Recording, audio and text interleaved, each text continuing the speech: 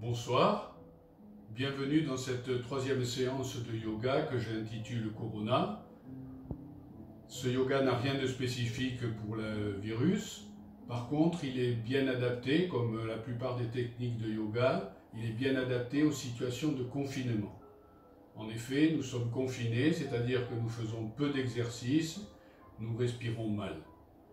Les techniques que nous proposons ici sont accessibles à tous, sauf contre-indication médicale bien sûr. Par contre, il est important de rester chacun dans son espace de confinement et de surtout pas se regrouper pour faire du yoga ensemble. Aujourd'hui, nous allons parler plus particulièrement de pranayama. Le pranayama, c'est toute une partie du yoga qui concerne les techniques de respiration qui nous permettent de mieux gérer notre énergie personnelle. Le pranayama, comme les asanas, nécessite quelques règles de sécurité. C'est simple, il ne faut jamais forcer, il ne faut jamais aller au-delà de ce que l'on se sent capable de faire. En particulier, la moindre douleur, on ne doit pas l'atteindre, on doit rester en deçà du seuil de douleur.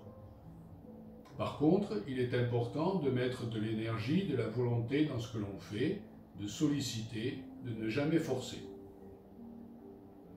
Donc aujourd'hui, nous allons faire du pranayama, c'est-à-dire des exercices de respiration. Au yoga, la respiration se fait par le nez. Aussi bien l'inspiration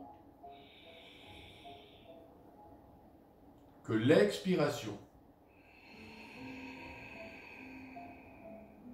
Inspiration et expiration se font par le nez.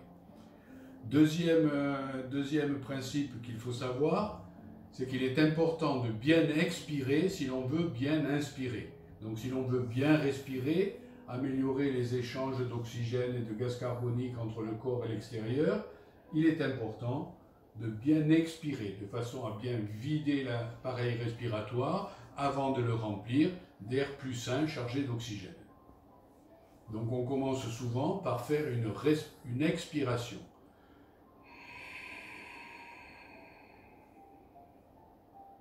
En fin d'expiration, on relâche tout et on va inspirer progressivement, toujours par le nez.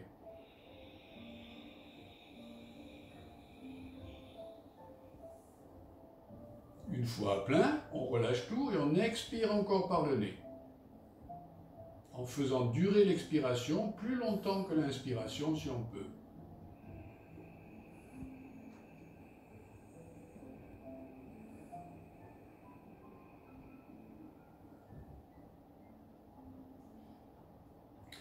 Troisième caractéristique de la respiration du yoga, c'est la composition des trois types de respiration. La première respiration, c'est la respiration abdominale ou la respiration ventrale. En inspirant par le nez, je remplis mon ventre. J'ai l'impression que je remplis mon ventre, mais en fait, je fais aussi descendre mon diaphragme et ça permet de remplir le bas des poumons. Expiration, je rentre le ventre.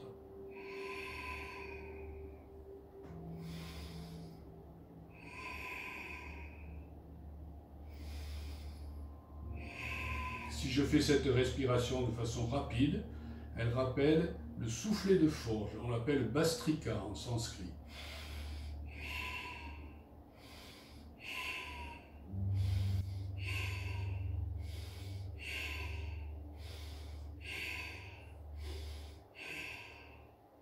Ça, c'est la respiration abdominale, la respiration ventrale. Il y a une deuxième composante à la respiration, c'est la respiration thoracique. Quand j'inspire, je vais écarter mes côtes de façon à remplir mon thorax. Et à l'expiration, le ventre rentre, mais les côtes se rapprochent aussi. Inspire, les côtes s'ouvrent. Expire, elle rentre. Elle se referme. La troisième partie de la respiration se situe en fin de cycle d'inspiration. Lorsque j'ai rempli mon ventre, mon thorax, je vais remplir sous les clavicules. Je fais monter la partie supérieure du thorax, pas les épaules, hein, la partie supérieure du thorax. Et à l'expiration, je vais commencer à vider cette partie aussi.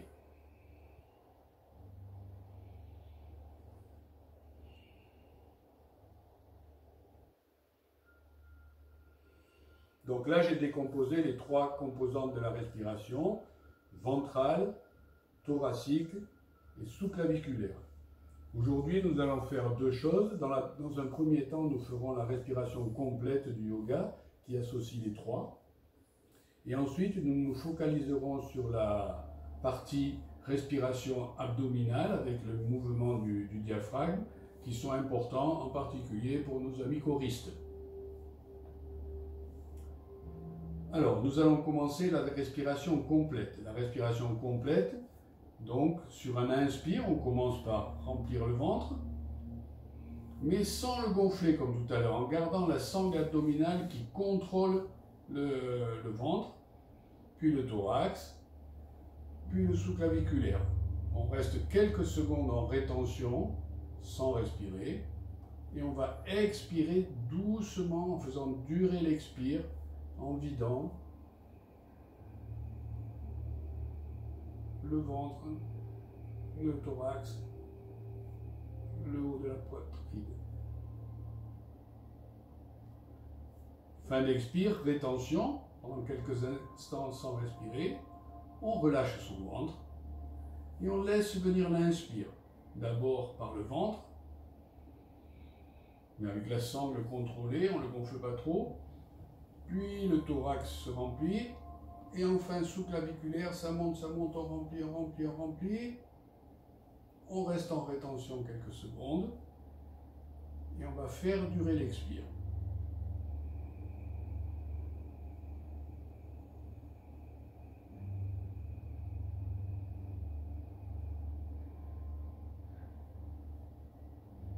On relâche, inspiration.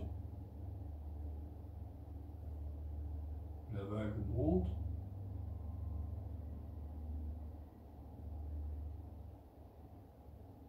Jusqu'en haut, on remplit bien. Rétention. Et on expire doucement, par le nez toujours.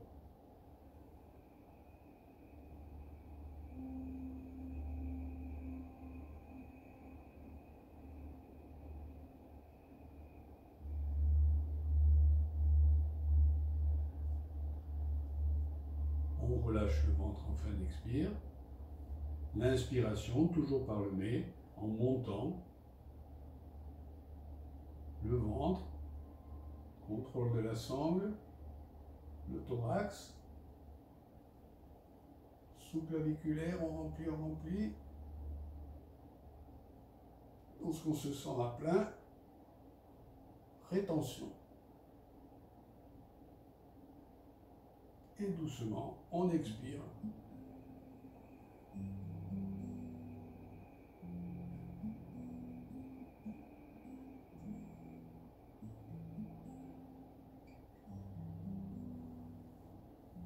L'expire dure à peu près 2 fois plus que l'inspire. Inspiration. Le ventre. Le thorax. Sous-claviculaire, on remplit. Rétention. Et doucement, on expire.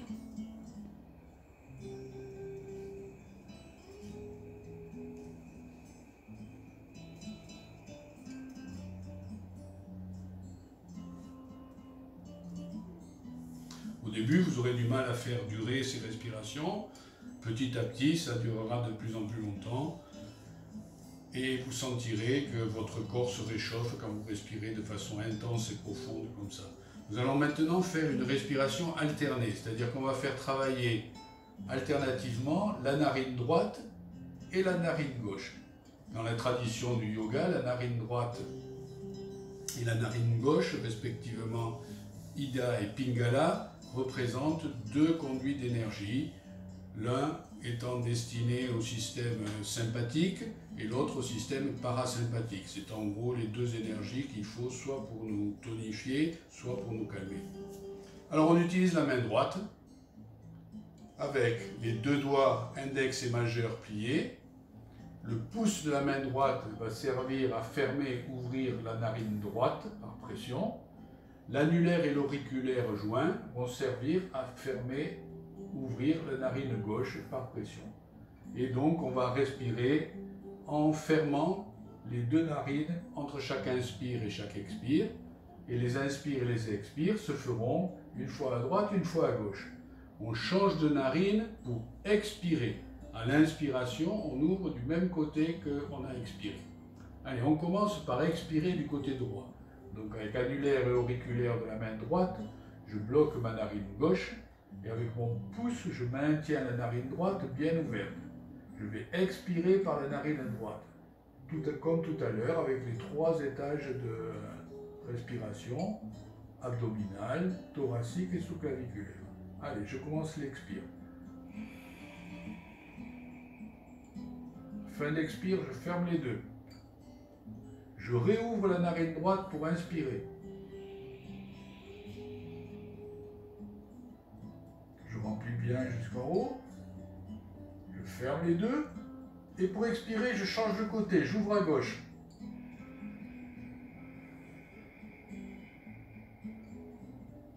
Je ferme les deux. Je réouvre à gauche pour inspirer.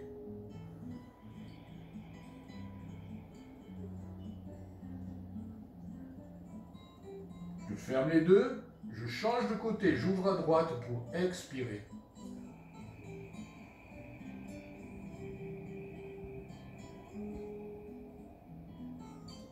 Je ferme les deux, je réouvre à droite pour inspirer.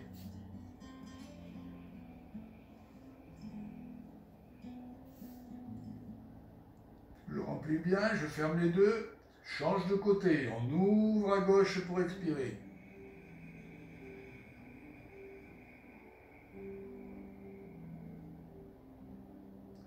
Fermez les deux. On réouvre du même côté pour inspirer.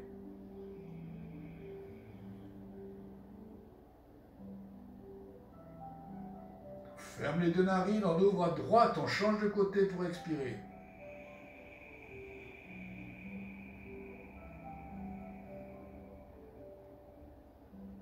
On ferme les deux, on réouvre à droite pour inspirer.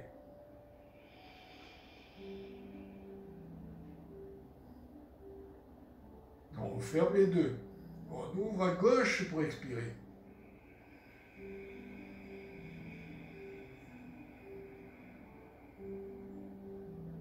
Fermons les deux. Réouvrons à gauche pour inspirer.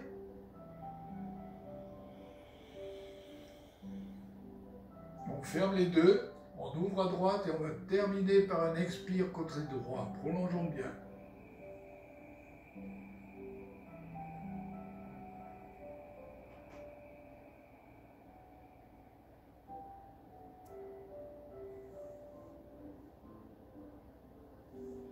Voilà, maintenant nous allons faire une respiration très particulière, Kapalabhati. Kapalabhati, ça veut dire le feu du cerveau, le nettoyage du cerveau, parce qu'on va s'hyperoxygéner. Et cette respiration est basée sur une respiration abdominale, avec un travail important du diaphragme qui va servir de pompe.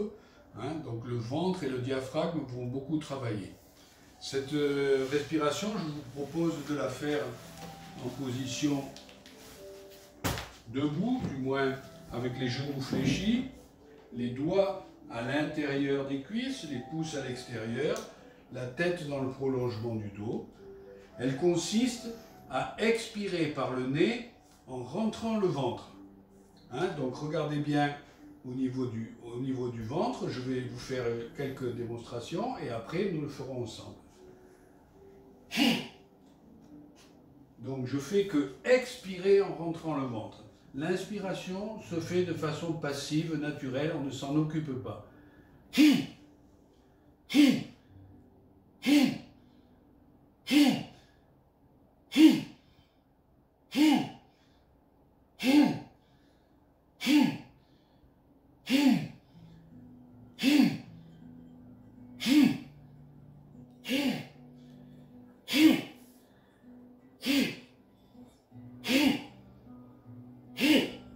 Donc, quelques commentaires. c'est le ventre qui rentre pour expirer par le nez, et l'inspiration se fait naturelle en inspirant. Donc on va en faire une vingtaine ou une trentaine de suite. À la fin de ces inspirations, de ces expirations rapides, forcées, qui s'appellent Kapalabhati, on inspirera par le nez en dépliant les genoux, et on se laissera tomber en avant en expirant par la bouche en faisant Ah! Et on restera dans cette position, bras ballants, le temps de récupérer un rythme respiratoire et cardiaque à peu près normalisé. Et on remontera sur un inspire. Hein? Parce qu'il se peut qu'on ait la tête qui tourne, on sera chargé de beaucoup d'oxygène, donc ça risque de se sentir. Allez, on se met en position de départ, on va en faire une vingtaine de suite. Donc je rappelle, rentrez le ventre et expirez puissamment par le nez, presque comme pion mouché. Hein?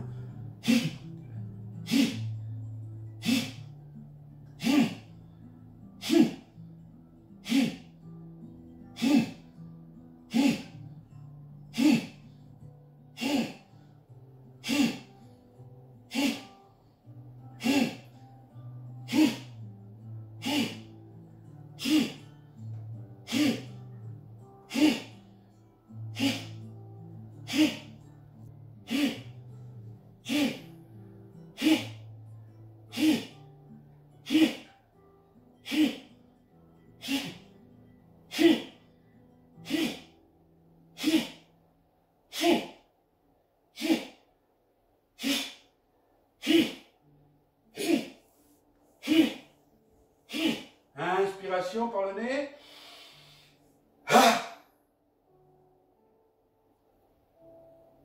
On reste, bras ballants, tête pendante, pendant quelques instants, le temps de recouvrer une respiration et un rythme cardiaque apaisé. Allez, inspiration, on se redresse. Et vous sentez que votre corps s'est échauffé, que votre tête même s'est échauffée. Vous avez peut-être même la tête qui tourne. C'est pas grave, ça veut dire qu'on s'est bien chargé en oxygène. Cette respiration a eu plusieurs effets sur nous. Le massage abdominal, très important. Surtout l'exercice du diaphragme qui monte et qui descend. Le diaphragme est un muscle très puissant qui a un rôle primordial dans la respiration. Et les chanteurs le savent bien. Et nous allons continuer à exercer ce muscle et cette respiration abdominale en prononçant le Om. Le Om, c'est un mantra, donc c'est un son que l'on prononce dans l'expiration, en écoutant le son et en ressentant la vibration pendant que l'on contrôle cet expire et qu'on le fait durer. Le Om a plusieurs vertus, il a des vertus physiques justement d'actionner le ventre et le diaphragme, et il a des vertus aussi psychologiques en ce sens qu'il fixe notre attention et qu'il favorise le calme mental, un sentiment de calme, d'apaisement. Donc aujourd'hui on va un peu travailler la technique du Om en essayant de faire des expirations prolongées, en faisant jouer justement notre ventre et notre diaphragme. Et on va essayer de mettre dans le Om tous les sons, toutes les voyelles, en commençant un peu par le A, O, U, et en finissant par une sorte de en faisant durer. Allez, on va en faire plusieurs. Donc on s'assied confortablement, on peut s'asseoir en tailleur, utiliser un coussin ou pas. On peut s'asseoir en lotus, mais attention aux genoux, le lotus, soyez prudent, surtout si vous n'avez pas l'habitude. Allez, on va faire le Om plusieurs fois de suite. Donc on prend une bonne inspiration.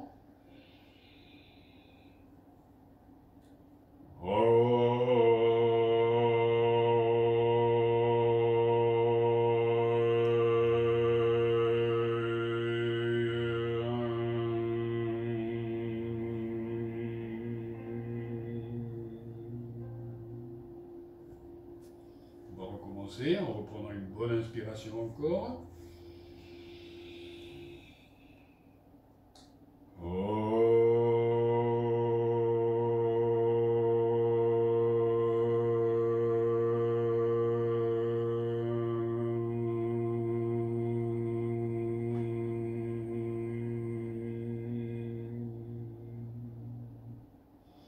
est important de sentir cette vibration qui vient du plus profond et qui envahit tout notre corps jusque dans notre cerveau.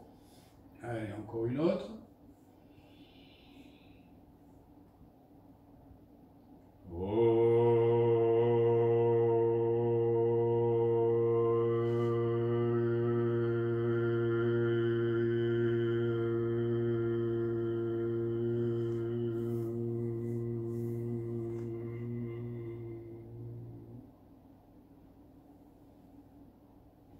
Reprenons notre souffle, nous allons faire d'autres encore.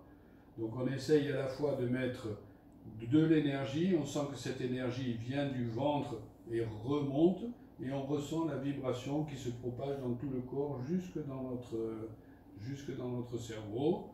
On garde les yeux fermés pour rester bien concentré sur cette expiration, sur cette perception de la vibration. C'est ce qui favorise un état de calme, une perception de calme, de paix intérieure.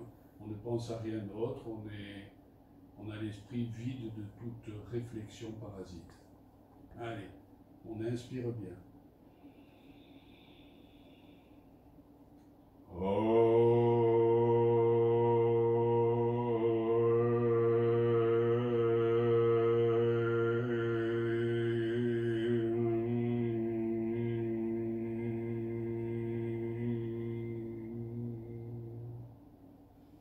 Un dernier.